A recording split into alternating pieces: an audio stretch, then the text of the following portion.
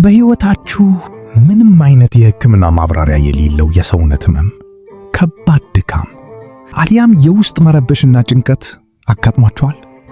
ወደ ሐኪም ሄዳችሁ ምንም አልሆናችሁም ተብላችሁ ግን ውስጣችሁ ሲታመም የሆነ ማይታይ የጨለማ ኃይል ሕይወታችሁን ሲጫነውስ ተሰምቷችኋል? ምናልባት ለዚህ ሁሉ መፍትሄ የሚሆነው ዛሬ በዘመናዊው ሳይንስ ሳይቀር እጅግ አስገራሚ ፈውስ እንዳለው የተረጋገጠው እና አባቶቻችን ለሺህ ዘመናት ሲጠቀሙበት የነበረው አንድ ቀላል ግን እጅግ ኃይለኛ ሚስጥር ቢሆንስ? ያን እንግዲህ ስግደት አይባልም እንጂ እኔ እንኳን ኃጢአተኛ ነኝ አይባልም እንጂ ስግደት አበዛለሁ። ስግደት አይወድም ሰይጣን። አዎ፣ ዛሬ ስለ ኦርቶዶክሳዊው የስግደት ሚስጥር ልነግራችሁ ነው። ስግደት ዝም ብሎ የተለመደ የአካል እንቅስቃሴ አይደለም እና አሁንም ስግደት መስገድ ነው ያለባችሁ። ስግደት ዋና ነው። ሰውነትም ያጠነክራል፣ ሕፃንም ያደርጋል። ዕድሜን ከማርዘም ጀምሮ ለጤና የሚሰጠውን አስደናቂ ሳይንሳዊ ፈውስ እንዲሁም ወደ መሬት ዝቅ ብለን በግንባራችን ስንወድቅ በአየር ላይ ያለውን የጨለማውን ኃይል ሰይጣንን እንዴት እያቃጠልነውና እየካድነው እንደሆነ ማንም ያላስተዋለውን ጥልቅ ሚስጥር አሳያችኋለሁ። በተለይም ቪዲዮ መሃል ላይ የምነግራችሁ ሳይንሳዊው የደም ዝውውር እና የስግደት ትስስር ዛሬውኑ እንድትሰግዱ ያስገድዳችኋል። በጥሞና ተከታተሉኝ። ተወዳጅ ቤተሰቦች፣ የሰው ልጅ ስጋና ነፍስ የተዋሃዱበት ድንቅ ፍጡር ነው። በመሆኑም ለስጋችንም ሆነ ለነፍሳችን ጤንነት ፈጣሪ አስደናቂ የሆነ የፈውስ መንገድን አዘጋጅቶልናል። ከነዚህም ትልቁና ኃይለኛው ጥበብ ስግደት ነው። በኦርቶዶክስ ተዋሕዶ ቤተክርስቲያን ስግደት ለአምላካችን የምናቀርበው ከፍተኛው የአምልኮና የትዕትና መገለጫ ነው። ነገር ግን ከትዕትናው ጀርባ እጅግ የሚያስፈራ መንፈሳዊ ውጊያና ድል አለ። ታላላቅ የቤተክርስቲያን አባቶችና መንፈሳዊ መምህራን አበክረው እንደሚነግሩን የጨለማው መንፈስ አጋንንት ፈጽሞ ሊቋቋመው የማይችለው ትልቁ የሰው ልጅ መንፈሳዊ ድርጊት ቢኖር ስግደት ነው። ምክንያቱም ዲያብሎስ ከሰማይ የተጣለው አልሰግድም፣ ትህትናን አላሳይም፣ ከፈጣሪ እተካከራለሁ ብሎ በትዕቢቱ ምክንያት ነው። ስለዚህ እናንተ ወደ መሬት ዝቅ ብላችሁ ግንባራችሁን አፈር እያስነካችሁ ለአምላካችሁ ስትሰግዱ ያንን የትዕቢት መንፈስ እየረገጣችሁት ሰይጣንን እያዋረዳችሁትና እየካዳችሁት ነው። ክፉ መንፈስ ባለበት አሊያም የጨለማ አሰራር በተጠናወተው ሰው ላይ ስግደት ሲደረግ ሲበዛ ያ ክፉ መንፈስ እንደ እሳት ይቃጠላል፣ ጮሆም ይወጣል። መጽሐፍ ቅዱሳዊ አባቶቻችን ይህንን ምስጢር ጠንቅቀው ያውቁ ነበር። አብርሃም እግዚአብሔርን በተገለጠለት ጊዜ አምልኮውን ሲገልጽ ወደ ምድርም ሰገደ ይለናል ዘፍጥረት ምዕራፍ 18 ላይ። ታላቁ ነቢይ ሙሴም በሕዝቡ መካከል ከባድ ፈተናና ጥል በተነሳ ጊዜ በእግዚአብሔር ፊት በግንባሩ ወደቀ ዘኍልቍ ምዕራፍ 16 ቁጥር 4። ከሁሉ በላይ ደግሞ የዓለሙ መድኃኒት ጌታችን ኢየሱስ ክርስቶስ በጌቴሴማኒ የአትክልት ስፍራ ያ ከባድ የሞት ጽዋ በተደቀነበትና ጭንቀት በበዛበት ሰዓት ምን አደረገ? ማቴዎስ 26 ቁጥር 39 ላይ ጥቂትም ወደፊት አለፍ ብሎ በግንባሩ ወደቀና ጸለየ ይለናል። አያችሁ፣ ጌታችን ለኛ አራያ ሊሆነን በከባድ የጭንቀትና የትግል ሰዓት ግንባርን መሬት አስነክቶ የመስገድን ኃይል አሳየን። ጭንቀት ሲበዛ፣ የውስጥ ውጊያ ሲበረታ መፍትሄው በግንባር መውደቅ ነው። መንፈሳዊው ኃይል ይህን ያህል ታላቅ ከሆነ ዘመናዊው ሳይንስ ደግሞ ስለ ስግደት ምን ይላል? ይህ ነው እጅግ የሚያስገርመው።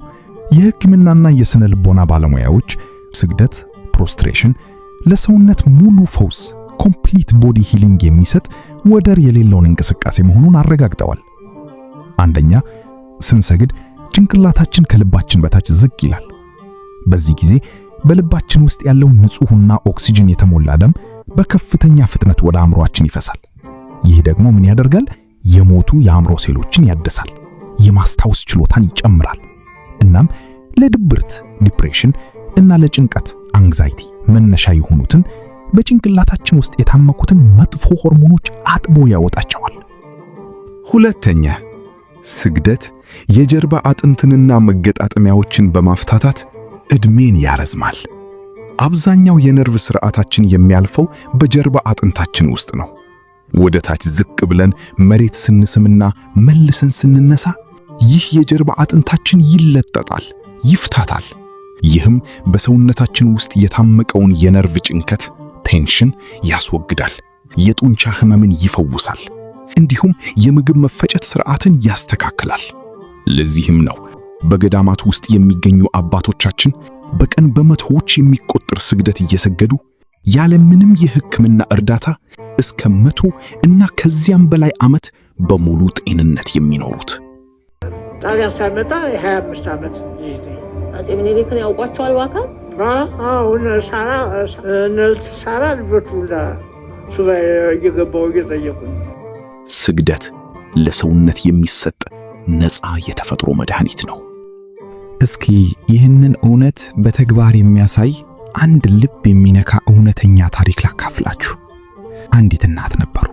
እኚህ እናት ለዓመታት በማይታወቅ የሰውነት ዝለትና ከባድ ውስጥ መጨነቅ ይሰቃዩ ነበር። ሆስፒታል ሄደው ምርመራ ሲያደርጉ ዶክተሮች ምንም የህመም ምልክት የለብሽም፣ ጤነኛ ነሽ ይሏቸዋል። ነገር ግን እሳቸው ማታ እንቅልፍ የላቸውም። ቀን ቀን የሰውነት መድከም ይጫናቸዋል። ህመሙ ከስነ ልቦና አልፎ መንፈሳዊ እንደሆነ ገባቸው። አንድ ቀን ወደ አንድ መንፈሳዊ አባት ዘንድ ሄደው ተናዘሩ። ካህኑም የሕክምና መድኃኒት ሳይሆን መንፈሳዊ የፈውስ ማዘዣ ጻፉላቸው። ልጄ፣ ፈተናሽ የጨለማው መንፈስና የውስጥ ጭንቀት ነው። ከዛሬ ጀምሮ ጠዋትና ማታ 41 ጊዜ አልያም እንደ አቅምሽ አምላክሽን እያመሰገነሽ ስገጂ። ግንባርሽ መሬት ሲነካ ህመምሽን፣ ጭንቀትሽንና የጨለማውን አሰራር መሬት ላይ እንደጣልሽ ሁመኝ አሏቸው። እኚህ እናት በታላቅ እምነት መስገድ ጀመሩ። መጀመሪያ ላይ ሰውነታቸው ከበዳቸው። የሆነ እንዳይሰግዱ የሚከለክላቸው ኃይል ነበረ። ለጊዜው ራስን እንደማመም አደረጋቸው። ነገር ግን አላቋረጡም። ቀናት እያለፉ ሲሄዱ ያ በውስጣቸው ታምቆ የነበረው ከባድ ጭንቀትና ፍርሃት በላባቸውና በእንባቸው ታጥቦ ሲወጣ ታወቃቸው። ከጥቂት ሳምንታት በኋላ ያ የነበረባቸው የማይታወቅ የሰውነት ህመም ሙሉ በሙሉ ጠፋ። ዶክተሮችን ያስገረመ ሙሉ ጤናን አገኙ። እንቅልፋቸው ተመለሰ። ቤታቸውም በሰላም ተሞላ። አያችሁ፣ ስግደት የሥጋም የነፍስም ፍጹም ፈውስ ነው። ተወዳጆች፣ ስግደት ማለት ራስን ለአምላክ አሳልፎ መስጠት እና ለዲያብሎስ ደግሞ አንተ በእኔ ላይ ስልጣን የለህም ብሎ በይፋ ማወጅ ነው። ሰውነታችሁ ሲከብዳችሁ፣ ጭንቀት ሲያደክማችሁ፣ አሊያም የጨለማ መንፈስ ሲፈታተናችሁ በግንባራችሁ መሬት ላይ ውደቁ፣ ፈጣሪያችሁን አምልኩ። ያኔ አእምሮአችሁ ሲታደስ፣ ነፍሳችሁ ደግሞ በመንፈሳዊ ኃይል ስትሞላ በገዛ ሕይወታችሁ ታዩታላችሁ። አሁን ሁላችንም አብረን ይህንን አጭር ኦርቶዶክሳዊ ጸሎት በልባችን እያሰብን መልእክታችንን እንቋጫለን። አቤቱ የፈውስና የሰላም አምላክ ልዑል እግዚአብሔር ሆይ፣ በልዩ ልዩ ደዌ፣ በጭንቀት እና በክፉ መናፍስት ውጊያ ለሚሰቃዩ ወንድም እህቶቻችን ሁሉ አንተ የነፍስና የሥጋ ፈውስን አድላቸው። በትሕትና በፊትህ ወድቀን ስንሰግድ የትዕቢትንና የጨለማውን መንፈስ ከኛ አርቅልን። ዕድሜያችንን ባርከ፣ ጤናችንን ጠብቀ፣ በጸጋህና በበረከትህ እንድንኖር ቸርነትህ ይርዳን። ምስጋና ይሁን አንድ አምላክ ለሚሆን ለአብ ለወልድ ለመንፈስ ቅዱስ አሐዱ አምላክ አሜን።